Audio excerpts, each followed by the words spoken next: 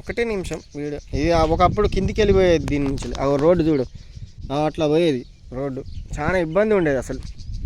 ఇప్పుడు కొత్త బ్రిడ్జి వేయడం వల్ల పంబాపూర్కు ప్రజల కష్టాలు తీరినాయి. అక్కడ కూడా ఒక పాత జమాల బ్రిడ్జి, అక్కడి నుంచి వెళ్ళి ప్రజలు నడుచుకుంటూ పోయేది, ఇప్పుడు కూడా నడుచుకుంటూ పోతున్నారు. చూడండి ఇట్లా కిందికి వెళ్ళి కాలువ పంబాపూర్ భీమ్గన్పూర్ చెరువు.